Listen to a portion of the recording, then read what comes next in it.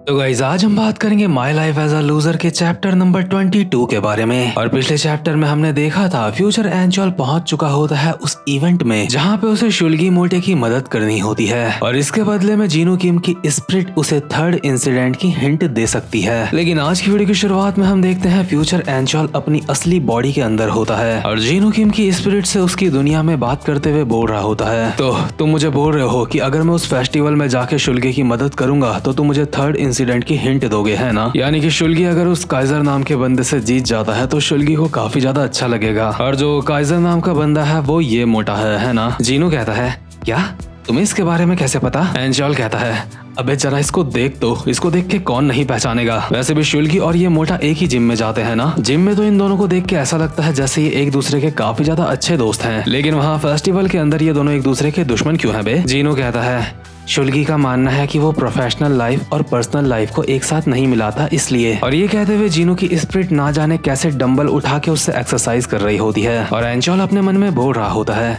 क्या इसके तो हाथ ही नहीं है, इसने डंबल पकड़ कैसे रखे हैं। एंचोल जीनू को कहता है वैसे जीनू किम मैं तुझसे एक और सवाल पूछना चाहता हूँ। तूने मुझसे कहा था पहले इंसिडेंट के बाद जब शुल्गी ने स्कूल छोड़ दिया था तो उसको बहुत ही गंदा ट्रॉमा हो गया था, लेकिन उसके बावजूद भी शुल्गी मोटा वहाँ फेस्टिवल में क्या करने गया था बे। उसको तो चुपचाप से घर में बैठना चाहिए था ना, क्योंकि वो बहुत ज्यादा डिप्रेशन में था। ज्यादातर तो ऐसा ही होता है ना लोगों के साथ जब वो डिप्रेशन में होते हैं। जीनू कहता है एंचोल तुझे पता है तू एक नंबर का हरामजादा है। सच बता तुझे ये बिल्कुल भी नहीं पता ना कि पहले इंसिडेंट के बाद शुल्गी के साथ क्या हुआ था जब उसने स्कूल छोड़ दिया था। जिस दिन मैंने पूरी क्लास के सामने शुल्गी की नॉवल पढ़ी थी उसी दिन शुल्गी ने अपनी जिंदगी से सब कुछ खो दिया था। और एक दूसरी क्लास के स्टूडेंट से मैंने सुना था जो कि शुल्गी का दोस्त था कि शुल्गी अपने कमरे से कभी भी बाहर नहीं आता था क्योंकि वो इतना ज्यादा डिप्रेशन में चला गया था। वैसे शुल्गी एक बहुत ही ज्यादा पॉजिटिव इंसान था जिसको अपने ऊपर काफी ज्यादा भरोसा था, लेकिन तेरी वजह से शुल्गी भी उस समय काफी ज्यादा लाचार महसूस कर रहा था। और जैसा कि अब तक तुझे पता चल चुका है शुल्गी हमेशा बाउंस बैक करता है, इसलिए शुल्गी ने दोबारा से हिम्मत दिखा के खुद को संभाला ताकि वो अपनी जिंदगी दोबारा से पहले जैसा जी सके और एक पॉजिटिव इंसान बन सके। और यार जब शुल्गी खुद को वापस से पॉजिटिव इंसान बनाने की सोच रहा होता है तो उसके पेरेंट ये देख के काफी ज्यादा खुश होते हैं कि हमारा बच्चा पहले जैसा हो रहा है। मतलब ये बात तो माननी पड़ेगी कि शुल्गी के अंदर हिम्मत है, चाहे उसके साथ कितना भी बुरा हो जाए वो अपने आप को संभाल लेता है। हालांकि दुनिया में ऐसे काफी सारे लोग हैं जो खुद को संभाल लेते हैं बुरी सिचुएशंस में भी, लेकिन खुद को संभालना और पूरी तरीके से संभालने में काफी ज्यादा फर्क होता है और यही फर्क हमें शुल्गी के अंदर भी आगे चल के देखने को मिलेगा। तो खैर शुल्गी अभी पॉजिटिव होने की बस एक्टिंग कर रहा होता है, कोशिश कर रहा होता है, लेकिन वो हुआ नहीं होता पूरी तरीके से। इसलिए शुल्गी दोबारा से खुद की खुशियों को वापस पाने के लिए उस फेस्टिवल में जाता है और शुल्गी उस फेस्टिवल में पूरे 1 साल बाद जा रहा होता है जहाँ पे उसको काइजर मिलेगा। और एक तरीके से बोल सकते हैं कि काइजर और शुल्गी एक दूसरे के राइवल होते हैं एनिमे की दुनिया में। इसलिए अगर शुल्गी काइजर को हरा देता है तो उसको काफी ज्यादा अच्छा महसूस होगा, वो अपने गम भुला सकता है। और जब शुल्गी उस फेस्टिवल में पहुंचा होता है तो वहाँ पे जीनू किम भी आया होता है शुल्गी को ढूंढते ढूंढते, लेकिन जीनू के अंदर इतनी हिम्मत नहीं होती कि वो शुल्गी से जाके बात कर सके, क्योंकि जीनू उस वक्त शुल्गी की मदद नहीं कर पाया था जब शुल्गी को उसकी जरूरत थी। और ऐसा इसलिए हुआ था क्योंकि जीनू किम के अंदर अपनी मदद करने की भी हिम्मत नहीं थी, तो वो इस मोटे की मदद कैसे कर सकता था। जीनू दूर से खड़ा खड़ा बस शुल्गी को देख रहा होता है, लेकिन इतने में ही शुल्गी के सामने आ जाता है काइजर और शुल्गी को कहता है ओए लगता है तुझसे मिले हुए पूरा 1 साल हो चुका है, आजा चल कुछ मजे करते हैं। और नोटिस करने वाली बात यह है कि काइजर के साथ यहाँ पे 3 बंदे और होते हैं और इन तीनों बंदों ने काफी ज्यादा खास बंदों के कॉस्प्ले करे हैं। एक ने करा है जोहान शियोंग का कॉस्प्ले, एक ने ओली वैंग का और एक ने जेक किम का। हालांकि ये जोहान, ओली और जेक बिल्कुल ऐसे लग रहे होते हैं जैसे कि इनकी जिंदगी खराब हो चुकी है, किसी को थायराइड हो चुका है तो किसी को मलेरिया हो चुका है। हालांकि इन छोटी मोटी बीमारियों से अपनी विल पावर के दम पे लड़ा जा सकता है, लेकिन इनको देख के कोई उम्मीद लग नहीं रही होती। तो खैर शुल्गी अभी काइजर को देख के कहता है काइजर इस बार मैं तुझसे नहीं हारूंगा। और शुल्गी इस वाली टाइमलाइन में हकला इसलिए रहा होता है क्योंकि इस वाली टाइमलाइन में उसके अंदर इतना कॉन्फिडेंस होता ही नहीं है कि वो सीधे सीधे बात कर सके। इसी के साथ मोटा जोहान शुल्गी को कहता है क्या हुआ, क्या तुझे कोई परेशानी है क्या, तू अजीब लग रहा है। हिप्पोपोटामस ओली वैंग कहता है लगता है तुझे अपने ऊपर बिल्कुल भी यकीन नहीं है, क्या तू ऐसे काइजर का मुकाबला कर पाएगा। साथ ही साथ में ये लोग अभी शुल्गी के पास्ट को भी सामने ला रहे होते हैं, यानी कि उसके पास्ट से उसको डिमोटिवेट करने की कोशिश कर रहे होते हैं। लेकिन काइजर एक सच्चा ओटाकू होता है, इसलिए वो कहता है चाहे पहले जो कुछ भी हुआ हो उसको पास्ट में ही रहने दो। शुल्गी मुझे माफ करना, मेरे दोस्त बुरे लोग नहीं हैं, लेकिन मुझे भी तुम्हें देख के लगता है कि तुम इतने ज्यादा ठीक नहीं हो। क्या तुम सच में मेरा मुकाबला कर पाओगे? शुल्गी कहता है, इस बात से कोई भी फर्क नहीं होता, मुकाबला शुरू करते हैं। इसलिए काइजर शुल्गी को कहता है, ठीक है, तो तुम मुकाबला करने के लिए अपनी पसंद का कोई भी गेम चुन सकते हो। क्योंकि मैं इस पूरे के पूरे फेस्टिवल का किंग हूँ, इसलिए मैं तुम्हारा कोई भी चैलेंज एक्सेप्ट करूंगा। शुल्गी थोड़ा सा हकलाते हुए कहता है, ठीक है, तो मैं कॉस्प्ले चुनता हूँ। यानी कि अब इनका मुकाबला होगा कॉस्प्ले का, और इनके कॉस्प्ले में काइजर बनता है नारुतो और शुल्गी बनता है मोटा सा सास्के। और ये दोनों नारुतो और सास्के बिल्कुल ऐसे लग रहे होते हैं जैसे इन्होंने सालों से ट्रेनिंग छोड़ दी है। और कुरामा अपनी बीवी के साथ नारुतो के पेट के अंदर रहता है अपने बच्चों के साथ। लेकिन क्योंकि यहाँ पे सारे के सारे ओटाकू लोग होते हैं, इसलिए वो इन दोनों को देख के काफी ज्यादा खुश और एक्साइटेड लग रहे होते हैं। और काइजर खुद को एक परफेक्ट कॉस्प्ले बनाने के लिए नारुतो के हैंड साइन का भी इस्तेमाल करता है। हालांकि अब भी ये मोटा मुझे किसी भी एंगल से नारुतो नहीं लग रहा है, लेकिन मोटा सास्के भी किसी एंगल से सास्के नहीं लग रहा होता है, और वो अपने आप को परफेक्ट बनाने की कोशिश कर रहा होता है ताकि वो सास्के लगे। लेकिन शुल्गी अब भी काफी ज्यादा अंदर से डरा हुआ होता है। उसको ऐसा लग रहा होता है जैसे इस फेस्टिवल में एंचोल भी आ रखा है, लेकिन एंचोल यहाँ पे नहीं होता, इसलिए शुल्गी काफी ज्यादा नर्वस फील कर रहा होता है। और इसके बाद जब जनता के वोट्स आते हैं तो ज्यादातर वोट्स काइजर को ही जनता के मिलते हैं। शुल्गी काइजर से यहाँ पे बुरी तरीके से हार गया होता है, क्योंकि शुल्गी के अंदर कॉन्फिडेंस नजर नहीं आ रहा होता है, इसलिए जनता ने काइजर को अपना विनर चुना होता है। ये वाला मुकाबला हराने के बाद काइजर शुल्गी को कहता है, मुझे तुम कुछ ठीक नहीं लग रहे हो, क्या तुम और ज्यादा मुकाबला कर सकते हो? शुल्गी अब भी पीछे नहीं हटता और अगला गेम ये खेलते हैं कार्ड वाला गेम। और इस वाले गेम में तो शुल्गी इतना ज्यादा खतरनाक होता है कि उसको ड्यूल किंग के नाम से बुलाया जाता है। हम देखते हैं सबसे पहले काइजर अपना कार्ड चलता है जिसका नाम होता है ब्लैक ड्रैगन। लेकिन इसी के साथ शुल्गी को अब भी वो यादें आ रही होती हैं जिस वजह से वो काफी ज्यादा उदास होता है, यानी कि उसकी स्कूल की यादें, यानी कि जिस वजह से वो एक सदमे में होता है। इसलिए शुल्गी काइजर के कार्ड का जवाब नहीं देता और अभी काफी ज्यादा उदास होके इस गेम से हार मान लेता है। और मोटा जोहान दूर से शुल्गी को चिढ़ाते हुए कहता है, ओए ओए,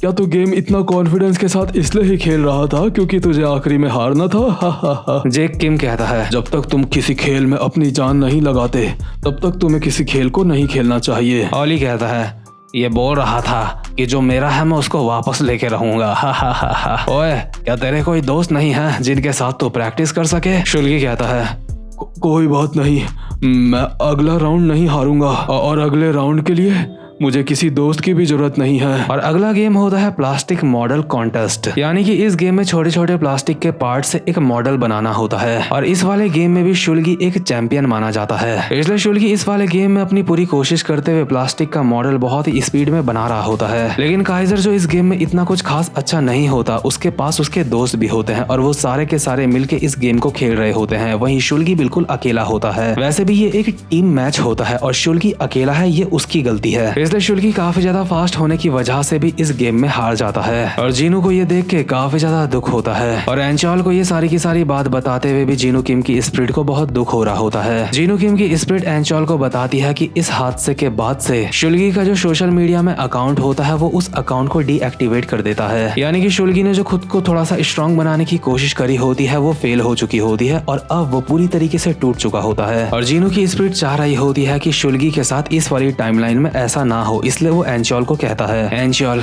अगर तुम शुल्गी की उस इवेंट में मदद करोगे तो शुल्गी दोबारा से खुश हो सकता है। शुल्गी की मदद करने के लिए मैं तुम्हें थर्ड इंसिडेंट की एक हिंट भी दूंगा। एंचोल को यह काम काफी आसान लग रहा होता है, इसलिए वो कहता है, ठीक है, मैं उसकी मदद करूंगा, तू चिंता मत कर। तो चलो, अब वक्त है उस फेस्टिवल में जाने का। इसके बाद हम वापस से प्रेजेंट मोमेंट में आ जाते हैं जहाँ पे फ्यूचर एंचोल उस फेस्टिवल में पहुंच चुका होता है शुल्गी की मदद करने के लिए। और इस वाली टाइमलाइन में शुल्गी जो कि गरीबों की नेज़ुको बना है, फ्यूचर एंचोल, डार्विन और जिनचोल उसके साथ होते हैं। लेकिन इस जगह पे काफी ज्यादा भीड़ होती है, इसलिए फ्यूचर एंचोल शुल्गी को कहता है, ओए शुल्गी, आखिर हमें यहाँ से किस तरफ जाना चाहिए? क्या यहाँ पे कोई वाईफाई नहीं है? शुल्गी अभी ठीक से बोल नहीं पा रहा होता क्योंकि उसके मुंह पे बांस का डंडा होता है, इसलिए वो कहता है, मैं भी नहीं जानता किस तरफ जाना है, लेकिन जीनू तुम चिंता मत करो क्योंकि हमारे दिल एक दूसरे से जुड़े हुए हैं। दरअसल इन लोगों को किसी मैप की जरूरत होती ही नहीं है, क्योंकि शुल्गी लोगों को बस उन लोगों का पीछा करना होता है जो बिल्कुल ओटाको की तरह लग रहे होते हैं। इसके बाद ये लोग उस फेस्टिवल में पहुंच जाएंगे जहाँ पे इनको पहुंचना है। वैसे फ्यूचर एंचोल का ओटाकुस को देख के उनको मारने का मन कर रहा होता है, लेकिन अभी उसको उनका पीछा करना पड़ेगा। और जिनचोल बेचारी अब भी यहाँ अगल बगल देख के सबको डीमेरिट दे रही होती है। हालांकि उन लोगों को डीमेरिट से कोई फर्क नहीं पड़ेगा क्योंकि वो उसके स्कूल में नहीं पढ़ते हैं। यहाँ पे पे काफी सारे लोगों ने काफी सारे कॉस्प्ले कर रखे होते हैं, इसलिए इन सबको देख के ऐसा लग नहीं रहा होता है जैसे ये कोरिया है। और एंजल यही सोच रहा होता है कि आखिर वो आ कहाँ पे गया है, ये कौन सी दुनिया में है। और अगर आप ध्यान से इस भीड़ के अंदर देखोगे तो आपको यहाँ पे गरीबों का उचीहा मदारा भी देखने को मिलेगा। फ्यूचर एंजल का भी इन सबको देख के दिमाग खराब हो रहा होता है और वो खुद से कहता है, आखिर साला ये सब कुछ क्या है। जैसा मैंने टीवी में देखा था ये जगह उससे काफी ज्यादा अलग लग रही है। आखिर मेरे चेहरे के आगे इतना सारा धुआं कहाँ से आ गया।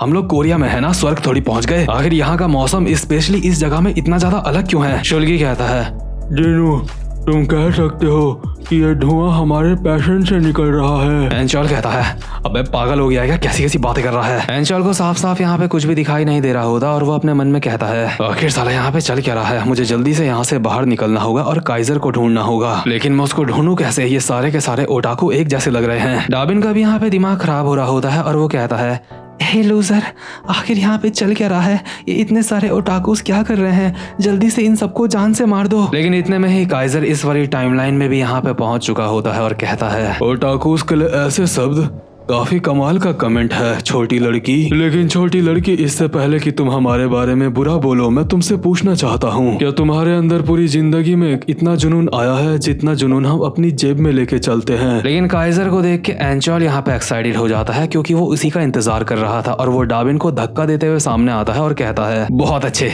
मैं तेरा ही इंतजार कर रहा था काइजर। मैं यहाँ पे एक और सेकंड भी नहीं रुकना चाहता, इसलिए चल आके गेम स्टार्ट करते हैं। लेकिन शुल्गी फ्यूचर एंजल को पीछे कर देता है और कहता है, जीनू तुम पीछे हो जाओ, इसको मैं देखता हूँ। एंजल अपने मन में कहता है, अरे हाँ, इसके साथ मुझे थोड़ी खेलना है, इसके साथ तो शुल्गी फाइट करेगा। काइजर इस बार भी शुल्गी को वही लाइन कहता है जो उसने पहली बार कही थी। वो कहता है, हम लोग पूरे 1 साल बाद मिल रहे हैं, लेकिन तुम मुझे कुछ ठीक नहीं लग रहे हो। क्या तुम्हें लगता है तुम मुझसे जीत पाओगे? शुल्गी कहता है, काइजर इस बार मैं तुमसे नहीं हारूंगा। तो खैर इस बार भी काइजर शुल्गी को कहता है कि उसकी पसंद का तुझे एक गेम चुनना है, यानी कि शुल्गी को अपनी पसंद का एक गेम चुनना होगा। और फ्यूचर एंजल को पता होता है कि इस वाली टाइमलाइन में शुल्गी अपना आत्मविश्वास नहीं खोया है, वो डिप्रेशन में नहीं गया है। और अब शुल्गी जो गेम चुनेगा और जिस तरीके से उसको खेलेगा, उससे पता चलेगा कि शुल्गी कितना बदला है। मतलब कि उसकी स्कूल लाइफ अच्छी चल रही है तो उसको अच्छे तौर पे बदलना चाहिए। और फ्यूचर एंजल सोच रहा होता है कि शुल्गी इस बार भी कॉस्प्ले का गेम खेलेगा, पहला वाला। लेकिन शुल्गी मोटा अभी यहाँ पे अदनंगा हो जाता है और कहता है, फाइटिंग,